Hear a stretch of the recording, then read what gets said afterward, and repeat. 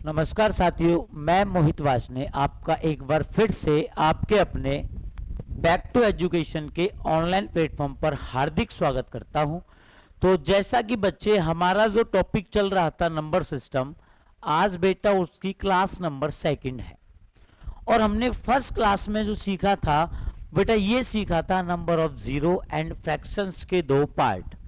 आज हम तीसरे टाइप का फ्रैक्शंस भी पढ़ेंगे और उसके अलावा कुछ नए तरह के क्वेश्चंस और पढ़ेंगे। तो सबसे पहले बेटा समझिएगा एकदम ध्यान से, एकदम बेसिक से आपको समझना है। सबसे पहले समझो बेटा अभी यूनिट डिजिट। सबसे पहले बेटा हम क्या समझेंगे? Unit digit. अब यूनिट डिजिट का मतलब क्या होता है? इकाई का अंक ज्ञात करना। यूनिट डिजिट का मतलब क्या है मेरे बच्चे? इकाई का अंक। अब आपको कैलकुलेशंस दी जाएंगी और प्रॉपर एमटीएस में किस किस तरह के क्वेश्चन यूनिट डिजिट से बेटा पूछे गए, ये बात भी आपको समझनी है। कैसे कैसे क्वेश्चन पेपर में आए, तो सारी चीजें बेटा एकदम ध्यान से आपको समझना है। ध्यान से समझिएगा बच्चे कि अगर आप इकाई के अंक की चर्चा करते हो तो सबसे पहले बेटा पॉइंट नंबर 1 आपको जो पता होना चाहिए वो ये पता होना चाहिए कि अगर किसी भी संख्या के इकाई का अंक 0, 1, 5 और 6 है, किसी भी संख्या के इकाई का अंक 0, 1, 5 और 6 है और सेम डिजिट से गुणा करने पर इनका बेटा इकाई का अंक हमेशा कैसा रहेगा? सेम रहेगा। जैसे मैं आपसे बोलूं, एग्जाम्पल समझना, 8, 9, 5, 6 की घात में कुछ भी लिख दूं या फिर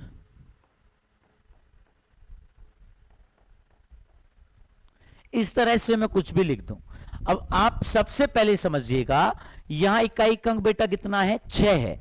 यहां इकाई का अंक बेटा 6 है। तो आप मुझे बताइए, अभी मैं आपको बताया कि किसी भी संख्या के इकाई का अंक 0, 1, 5 और 6 है, तो बेटा इस केस में यह हमेशा कैसा होगा?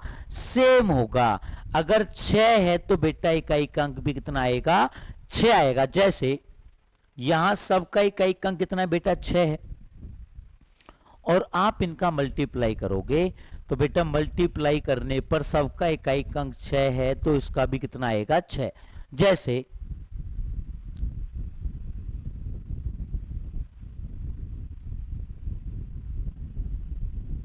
मान लो मैं आपके आगे इस तरह से बेटा लिख दूं। अब आप एक बात बताइए, यहां इकाई का अंक कितना है? 5 है। यहां पे इकाई का अंक 5 है तो आप बोलोगे मेरे बच्चे इस टोटल का भी इकाई का अंक कितना आएगा? 5 आएगा। कहने का मतलब अगर इनके इकाई का अंक समान है, इस केस में 0 हो, 1 हो, 5 हो या फिर 6 हो, तो बेटा इकाई का अंक हमेशा कैसा रहेगा? सेम रहेगा। मान लो इनके अलावा कुछ और हो, जैसे बच्चे मान लेते हैं कि इकाई का अंक यूनिट डिजिट बेटा कितना हो? 2 हो। समझिएगा, अगर आपके इकाई का अंक मेरे बच्चे कितना है? 2 है। ध्यान से समझिएगा एकदम बेसिक से। देखो बेटा, जैसे हम पहले साइड में एक फॉर्मेट बनाएंगे और वो फॉर्मेट क्या बनाएंगे समझिएगा। 2 की घात 1 बेटा 2 होता है। 2 की घात 2 बेटा 4 होता है। 2 की घात 3 बेटा 8 होता है। 2 की घात 4 16 होता है। 2 की घात 5 32 होता है। 2 की घात 6 बेटा 64 होगा। अब आपको यहां से एक बात समझ में आई होगी, जैसे ही आप 4 घात से आगे गए, जैसे ही आप 4 घात से आगे जाओगे तो बेटा इकाई का अंक रिपीट होने लग जाता है। जहां देखो इकाई का अंक 2 है, यहां 2 है, यहां 4 है, यहां 4 है। आप 2 की घात 7 करोगे बेटा 128, यहां 8 है और यहां भी कितना है 8। अगर 4 घात से आगे जाओगे तो बेटा इकाई का अंक क्या होने लगेगा, रिपीट होने लगेगा। तो इसीलिए एक नियम बनाया गया। वो नियम क्या बनाया गया कि जितनी भी घात आपको दी जाए उसमें सबसे पहले मेरे बच्चे आप कितने का भाग लगाओगे, 4 का भाग लगाओगे। जो भी घात आपको दी जाएगी उसमें आप सबसे पहले 4 का भाग क्यों लगाएंगे, क्योंकि 4 घात से आगे जाने पर इकाई का अंक क्या होने लग जाता है, रिपीट होने लग जाता है। एग्जाम्पल समझिएगा पहले।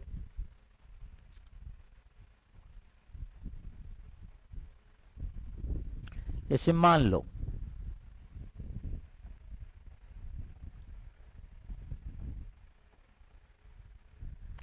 समझिएगा बात, अभी मैं आपको बताया कि इकाई के अंक के केस में इस तरह से अगर आपको फॉर्मेट दिया जाए, अभी हम मल्टीप्लाई वाले क्वेश्चन भी करेंगे जब मैं आपके लिए प्रैक्टिस सेशन लाऊंगा एक पूरी सीट के साथ। समझिएगा कि जब आप इस तरह से क्वेश्चन कैलकुलेट करोगे इस तरह के, तो सबसे पहला काम क्या है कि आप कितने का भाग लगाओगे, 4 का। 4 का ही भाग क्यों लगाएंगे, क्योंकि 4 घात के बाद इकाई का अंक क्या होने लगता है, रिपीट होने लगता है। अब समझो अब देखो 4 का डिविजिबिलिटी रूल क्या होता है।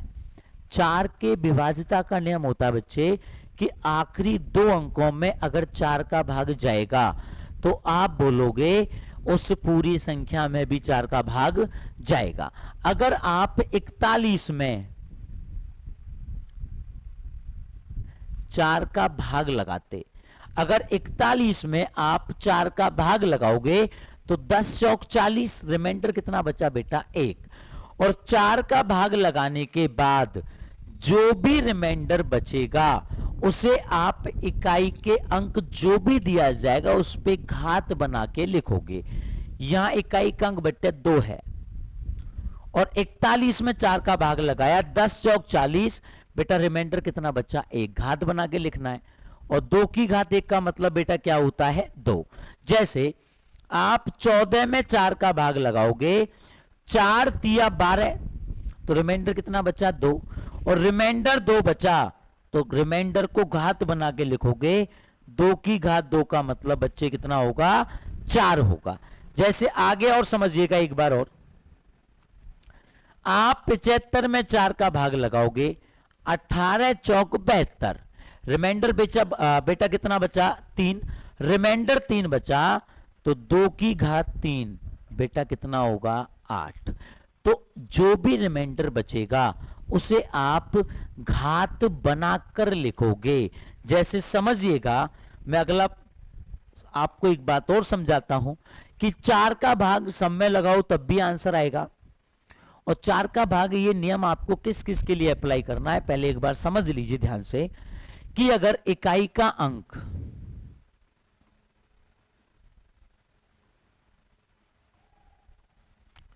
दो हो, 3 हो, 7 हो और बेटा कितना हो 8 हो, 2, 3, 7 और 8, इनके लिए हमेशा आपको नियम क्या अपनाना है कि जो भी घात दी जाएगी सबसे पहले बेटा आप उसमें 4 का भाग लगाओगे, और 4 का भाग लगाने के बाद जो भी रिमाइंडर बचेगा उसे आप घात बनाकर लिख दोगे।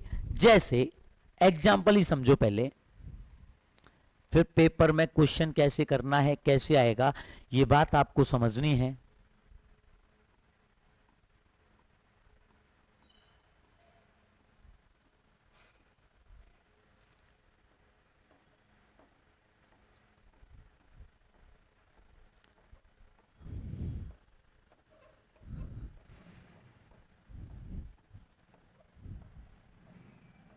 अब समझो, समझिएगा बेटा, अभी मैं आपको बोला कि सबसे पहले आप कितने का भाग लगाओगे, 4 का। अगर आप 41 में 4 का भाग लगाते हो, 10 चौक 40, बेटा रिमाइंडर कितना बचा, 1। यहां इकाई का अंक कितना है, 3, और 3 की घात 1 का मतलब बेटा इकाई का अंक कितना आएगा, 3 आएगा।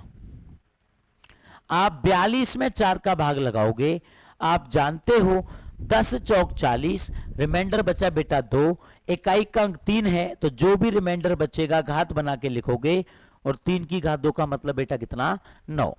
आप 47 में 4 का भाग लगाओगे, 11 चौक 44, रिमाइंडर कितना बचा, 3, और रिमाइंडर 3 बचा, तो बेटा 3 की घात 3 कितना होगा, 27, और 27 में इकाई का अंक मेरे बच्चे कितना है, 7 है। तो ये बात आपको समझनी है कि 4 का भाग लगाने के बाद जो भी रिमाइंडर बचेगा उसको आप घात बना के लिख दोगे। अब समझिएगा बेटा ध्यान से, और आगे समझो। पहले आप इनको अप्लाई करना सीखो कि एग्जाम में किस तरह से बेटा आप अप्लाई करोगे।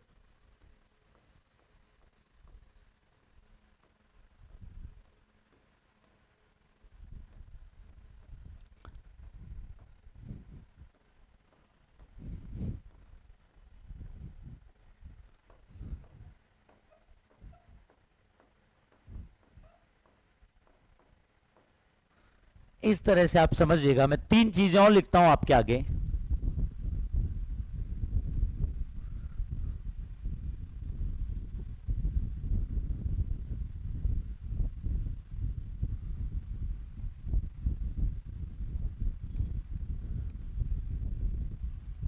आप कुछ भी लिख सकते हो, पहले आपको नियम समझने हैं।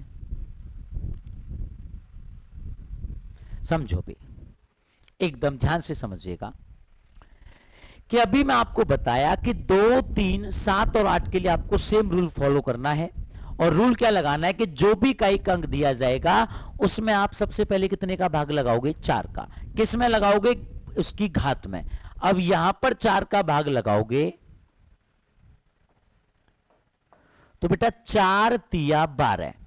अगर यहां 4 का भाग लगाओगे, 4 तिया 12, रिमाइंडर कितना बचा, 1। रिमाइंडर 1 बचा, यहां इकाई का अंक बेटा 7 है, और 7 की घात 1 का मतलब बेटा कितना आएगा, 7 आएगा। जैसे दोबारा समझो, आप 46 में 4 का भाग लगाओगे, 11 चौक 44, रिमाइंडर बचा बेटा 2, और 7 की घात 2 होता है मेरे बच्चे 49, और 49 में इकाई का अंक कितना है, 9 है। आप यहां 4 का भाग लगाओगे, 10 चौक 40, रिमाइंडर बचा बेटा 3, और रिमाइंडर 3 बचा, तो 7 की घात 3 होता है बेटा 343, और 343 में इकाई का अंक मेरे बच्चे कितना है, 3 है। जैसे दोबारा समझो, आप 37 में 4 का भाग लगाओगे, 9 चौक 36, रिमाइंडर बचा 1, और 8 की घात 1 का मतलब बेटा कितना होगा, 8 होगा। आप 42 में 4 का भाग लगाओगे, 10 चौक 40, रिमाइंडर बचा 2, और 8 की घात 2 करोगे, तो 8 की घात 2 64, और 64 में बेटा इकाई का अंक कितना है, 4 है। दोबारा समझो, 19 में 4 का भाग लगाओगे, 4 चौक 16, रिमाइंडर बचा 3, और जब 8 की घात आप 3 करोगे तो बेटा 512 आएगा, और 512 में इकाई का अंक कितना है, 2 है। अब अभी तक मैंने आपको जितने भी एग्जाम्पल समझाए वो सारे के सारे एग्जाम्पल ऐसे थे जिनमें 4 का भाग लगाने पर कोई ना कोई रिमाइंडर बच के आ रहा था। मान लो रिमाइंडर ना बचे, रिमाइंडर ना बचने का मतलब है बच्चे कि 4 का भाग पूरा पूरा चला जाए। और जब रिमाइंडर नहीं बचेगा तो उस केस में क्या करोगे, आप पहले समझिएगा कि अगर आपका रिमाइंडर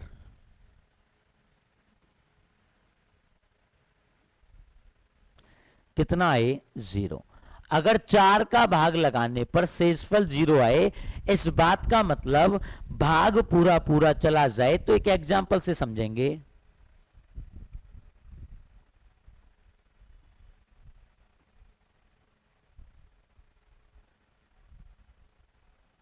मान लो ये है, अब आप लोग क्या बोलोगे कि सर 40 में आपने 4 का भाग लगाया, 10 बार गया, 10 चौक 40, कोई रिमाइंडर नहीं बचा, रिमाइंडर 0 है, तो 2 की घात 0 का मतलब बेटा कितना आया 1। लेकिन बेटा ये क्या हो जाएगा गलत। तो जब रिमाइंडर 0 बचे, रिमाइंडर 0 बचने का मतलब 4 का भाग पूरा पूरा चला जाए, तब उस केस में आप क्या करोगे, तो जितनी भी घात आपको मिलेगी आप उसको कितने के मल्टीपल पे बनाओगे, 4 के मल्टीपल पे। अब यहां घात कितनी है 40, तो 40 को मेरे बच्चे आप लिख सकते हो 2 की घात 4 और इसकी घात 10। घात का घात में गुना होता है और 2 की घात 4 होता है बेटा 16। और अभी मैं बताया इकाई का अंक 6 है, तो बेटा हमेशा कितना आएगा 6 आएगा। अब आपको ये रामायण करने की भी कोई आवश्यकता नहीं है। मैं आपको 2 पॉइंट बताऊंगा और वो 2 पॉइंट आपको मेरे बच्चे क्या समझने हैं कि अगर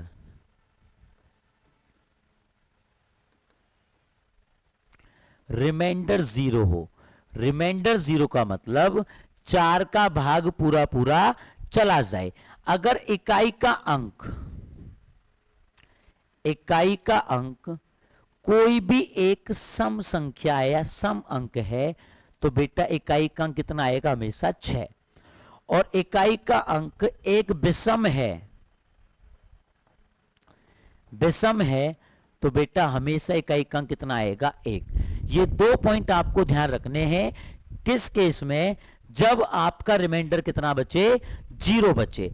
और जब रिमाइंडर 0 बचेगा तो अगर दिए गए प्रश्न में जो भी संख्या दी जाए, इकाई का अंक सम है तो 6 आएगा और विषम है तो 1 आएगा। जैसे मैं यही लिख देता हूं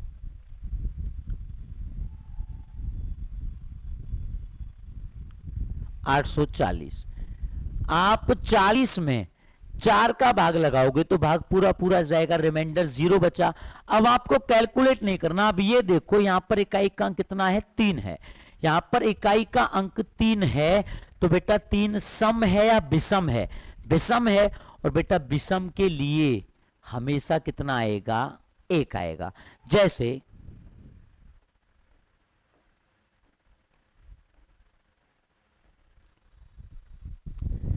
अब एकदम ध्यान से और बेसिक से चीजों को समझना था कि अगर 44 में 4 का भाग लगाओगे तो 11 चौक 44, भाग पूरा पूरा गया, रिमाइंडर बेटा कितना बचा 0 बचा। और रिमाइंडर 0 बचा तो यहां देखो बेटा इकाई का अंक कितना है 8 है। 8 सम है या विषम, आप बोलोगे सर इवन नंबर है, सम है, तो बेटा इवन नंबर के लिए कितना आएगा 6 आएगा।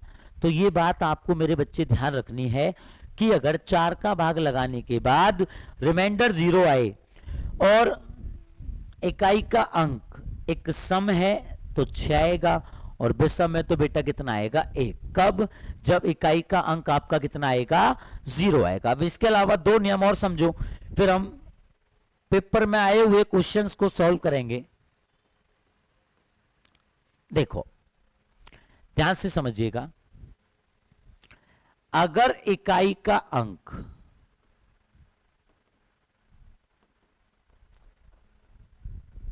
बेटा कितना हो 4 हो, इकाई का अंक कितना हो 4 हो, तो ध्यान से समझना 4 की घात 1 होता है बेटा 4, 4 की घात 2 होता है बेटा 16, 4 की घात 3 होता है 64 और 4 की घात 4 होता है 256। अब समझो चीजों को।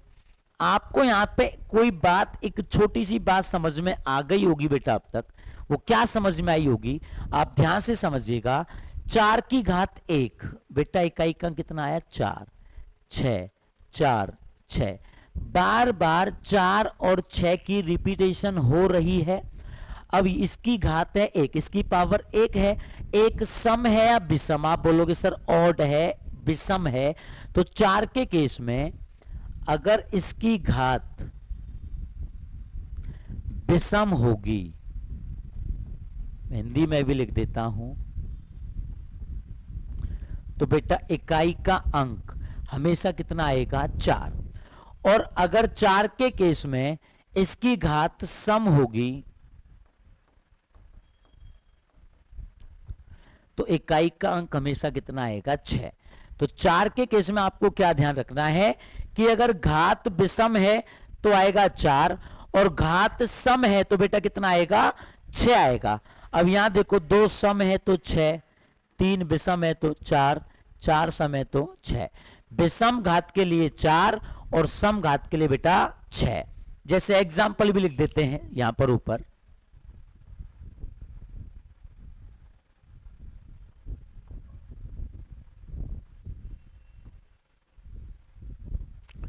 अब आप बोलोगे देखो 4 का भाग लगाने पर भी आंसर आएंगे, आप फॉर्मेट समझो। यहां देखो घात इकाई का अंक बेटा इसका 1 है और 1 है तो आप बोलोगे बेटा जो घात है उसकी इकाई का अंक 1 है तो आप बोलोगे सर ये विषम है। और जब अगर घात ऑड है विषम है तो बेटा इकाई का अंक हमेशा कितना आएगा 4। जैसे मैं आपके आगे लिख दूं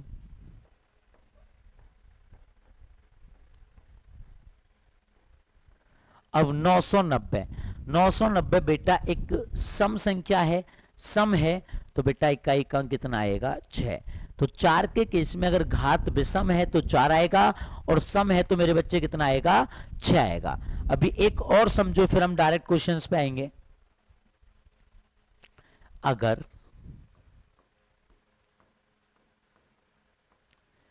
इकाई का अंक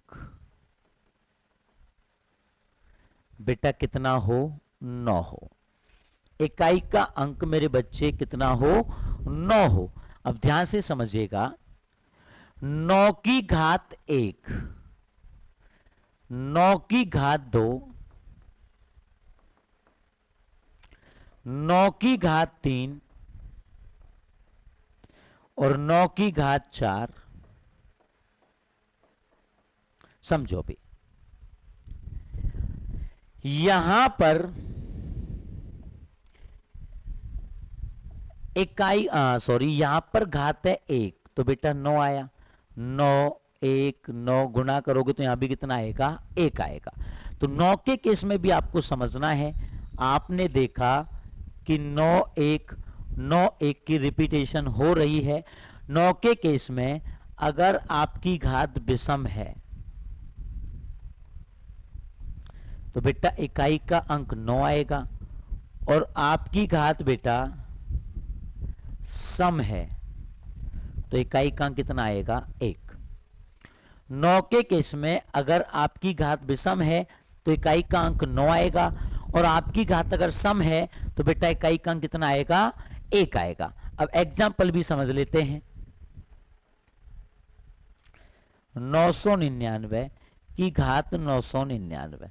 अब 999 बेटा सम है या विषम है? आप बोलोगे सर ऑड है तो ऑड के लिए मेरे बच्चे कितना आएगा हमेशा 9 आएगा और ऑड के लिए 9 आएगा। दोबारा समझो 998। अब 998 सम है या विषम? आप बोलोगे सम है, सम है तो बेटा सम के लिए इकाई का अंक कितना आएगा 1 आएगा। तो 9 के केस में आपको ध्यान रखना है, वो ध्यान बेटा आपको ये रखना है कि अगर आपकी घात विषम है तो विषम के लिए मेरे बच्चे आएगा 9 और आपकी घात अगर सम है तो सम के लिए बेटा कितना आएगा 1 आएगा। तो ये तो थे मेरे बच्चे यहां तक के नियम। ऐसी बेटा मैं आपको 4 का बताया, 4 के केस में विषम है तो 4 आएगा, सम है तो बेटा 6 आएगा।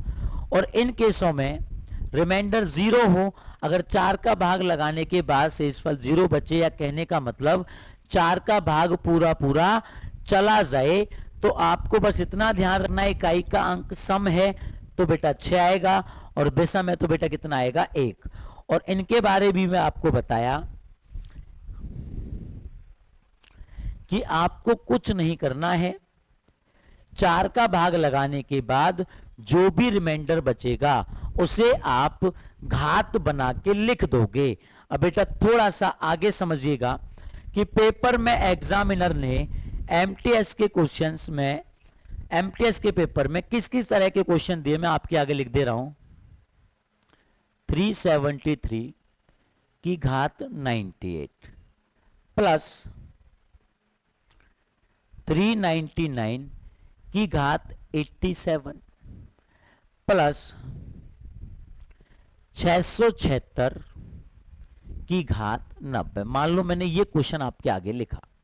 अब देखो आपको यहां कुछ नहीं करना, अब तक मैंने जो नियम बताए थे आपको उन नियम का अनुसरण करना है, उन नियम को फॉलो करना है। अभी मैंने अब यहां देखो इकाई का अंक बेटा कितना है 3 है, तो 3 के लिए नियम क्या था कि घात में आप कितने का भाग लगाओगे 4 का, 98 में आप 4 का भाग लगाओगे। आप जानते हो 24 चौक 96 होता है, रिमाइंडर बचा 2 और रिमाइंडर 2 बचा तो 3 की घात 2 बेटा कितना आया 9 आया। प्लस यहां इकाई का अंक मेरे बच्चे 9 है और 9 के केस में अभी मैं आपको बताया कि अगर घात विषम होगी तो बेटा 9 आएगा और घात सम होगी तो बेटा कितना आएगा 1 आएगा। घात विषम है तो कितना आएगा 9 और 6 के केस में मैं आपको बताया था 6 है तो हमेशा कितना आएगा 6। 9 और 9 18 और 6 बेटा 24 और 24 में इकाई का अंक मेरे बच्चे कितना हो गया 4 हो गया। तो बिल्कुल बेसिक से चीजों को आपको समझते हुए चलना था। अगला क्वेश्चन अभी और समझिएगा। 7 की घात 37, 38 की घात 54,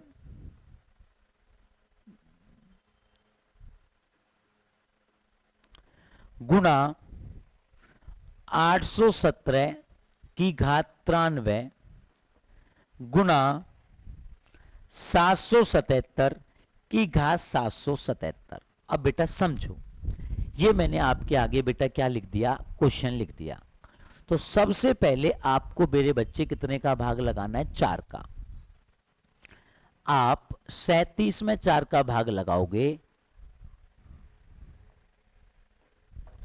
आप जानते हो 9 चौक 36, रिमाइंडर बेटा 1 बचा और 7 की घात 1 का मतलब कितना 7। 54 में आप 4 का भाग लगाओगे तो 13 चौक 52 बचा बेटा 2, इकाई का अंक 8 है, 8 का स्क्वायर 64 और 64 में बेटा इकाई का अंक कितना है 4। 93 में 4 का भाग लगाओगे 23 चौक 92, रिमाइंडर बचा 1 और बेटा यहां 7 की घात 1 का मतलब कितना होता है 7। 77 में 4 का भाग लगाओगे 19 चौक 76, रिमाइंडर बचा 1 और 7 की घात 1 का मतलब 7। 7 गुना 7 गुना 7 343 गुना 4, 4 तिया 12 और 12 में मेरे बच्चे इकाई का अंक कितना है 2 है। अभी एक क्वेश्चन और समझिएगा एकदम ध्यान से, सारी चीजों को बेटा ध्यान से समझते हुए चलो।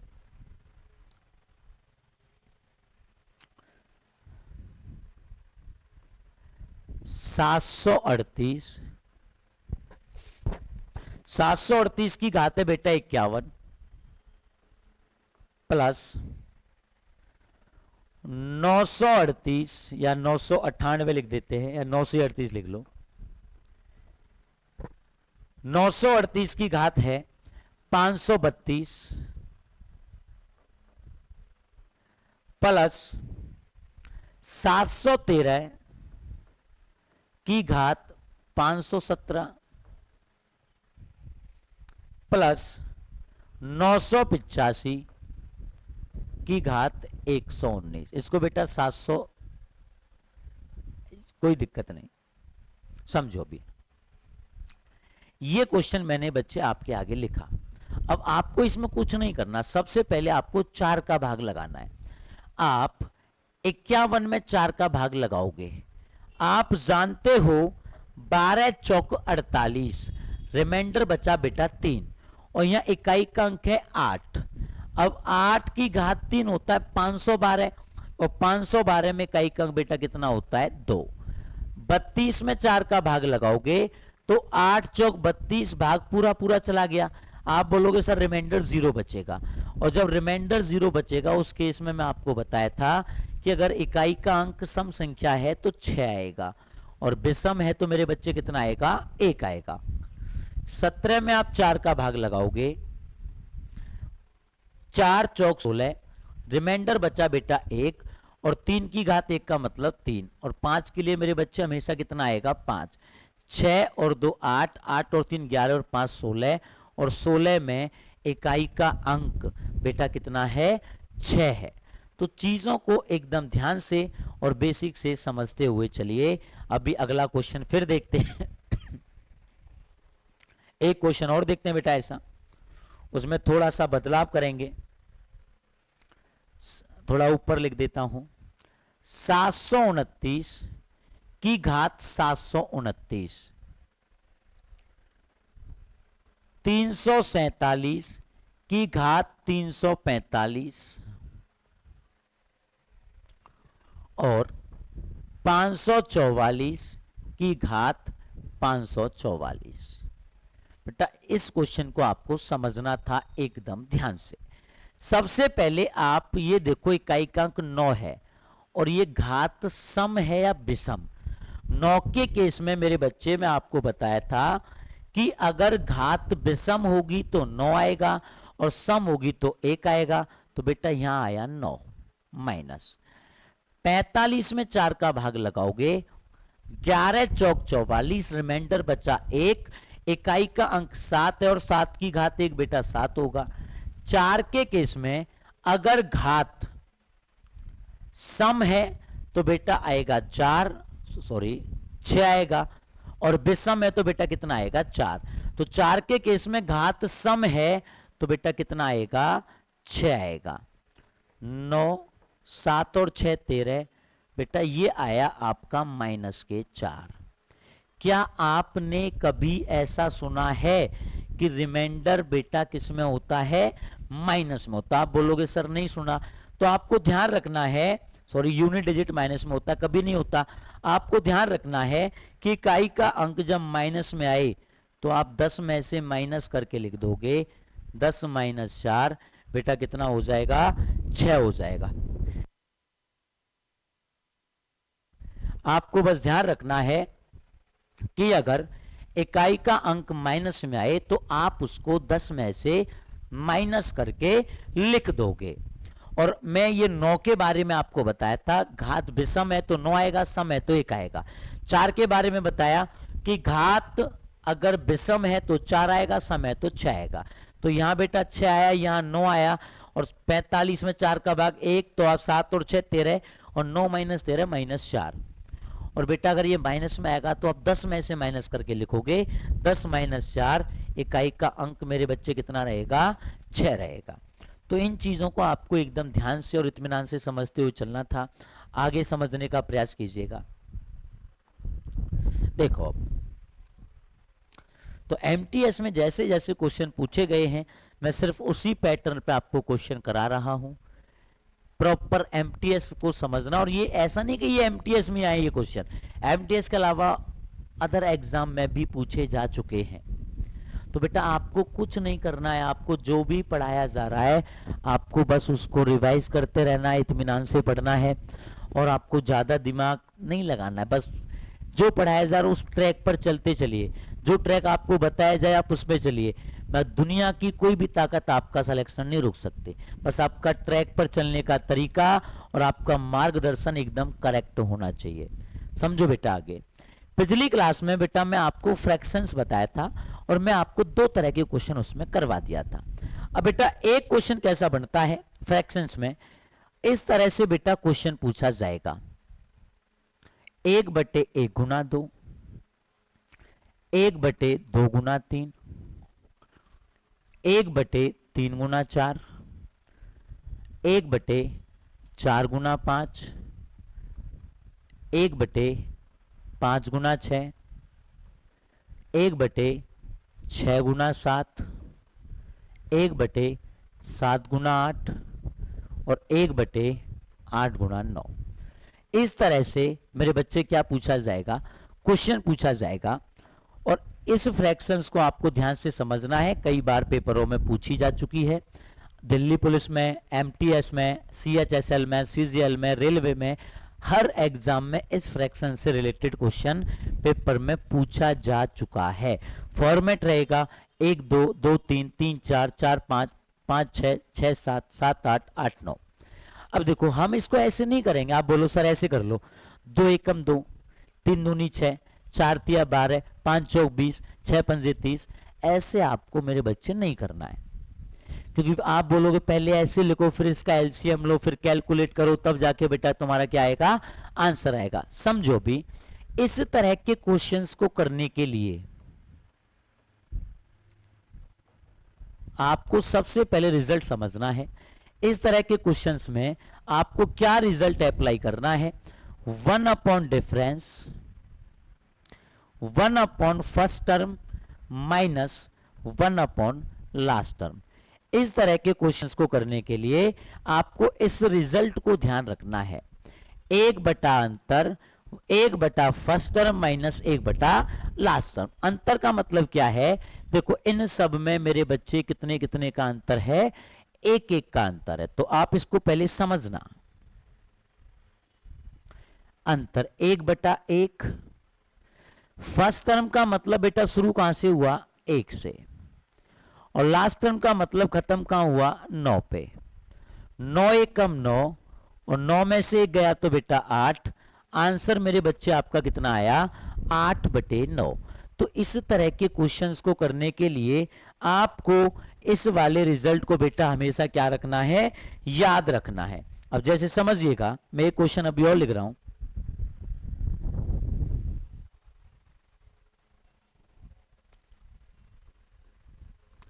1/1 गुना 3, 3 गुना 5, 5 गुना 7, 7 गुना 9 और 9 गुना 11। मान लो मैंने ये लिख दिया, समझिएगा ध्यान से। इन सब में जो डिफरेंस है, इन सब में बेटा डिफरेंस कितने कितने का है, 2 2 का है।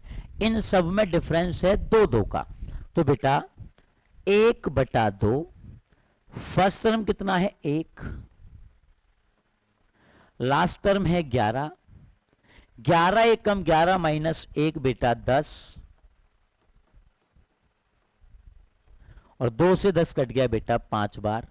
आंसर आ गया मेरे बच्चे 5/11।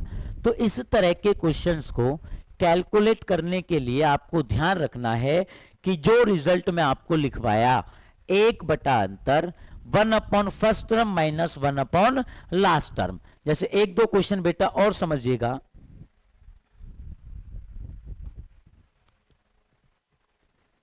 1/4 गुना 5, 1/5 गुना 6, डॉट डॉट डॉट 1/11 गुना 12। मान लो मैंने ये क्वेश्चन आपके आगे लिखा, तो चीजों को एकदम ध्यान से समझो। इन सब में डिफरेंस है बेटा 1 का। यहां फर्स्ट टर्म है 4, लास्ट टर्म है 12। एलसीएम आएगा बेटा 12, 4 तिया 12, 12 एकम 12, बेटा बचा कितना, 1/6। तो चीजों को एकदम ध्यान से और एकदम बेसिक से आपको समझना था बेटा। इसका स्क्रीनशॉट ले लीजिए एक बार।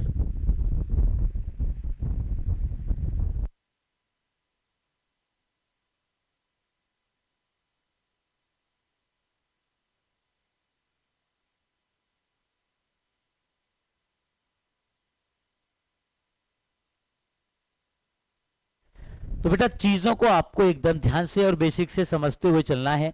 इस तरह के क्वेश्चंस करने के लिए आपको ये रिजल्ट हमेशा ध्यान रखना है कि जब भी इस तरह का क्वेश्चन आए तो आपको इस तरह से ये क्वेश्चन बेटा क्या करने हैं, सॉल्व करने हैं।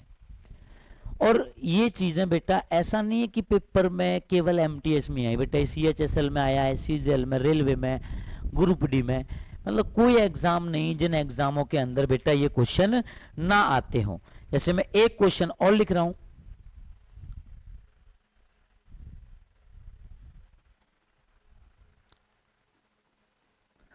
एक बटे 5 गुना 9, 1/9 गुना 13 डॉट डॉट डॉट 1/61 गुना 65। अब समझिएगा बच्चे ध्यान से कि अभी मैं आपको बताया 1 डिफरेंस, डिफरेंस कितना है 4, 1 first term minus 1 last, 1/4 LCM आएगा बेटा 65, 5 से 13 बार, 65 से 1 बार, 13 माइनस 1 बार है, 4 से कट जाएगा 3 बार, आंसर मेरे बच्चे कितना आया 3/65। तो इस तरह के क्वेश्चंस को करने के लिए आपको कुछ नहीं करना, आपको केवल और केवल इन चीजों को समझना है। ये रिजल्ट आपको लगाने हैं।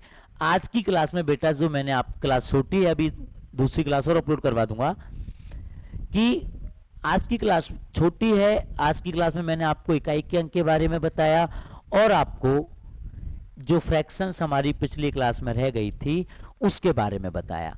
बेटा मिलते हैं अगली क्लास में, सेम टॉपिक से हम आगे स्टार्ट करेंगे, जहां छोड़ रहा हूं उससे आगे स्टार्ट करेंगे। बहुत बहुत धन्यवाद सभी बच्चों, मुलाकात करते हैं अगली क्लास में नए जोश और नए जुनून के साथ। धन्यवाद।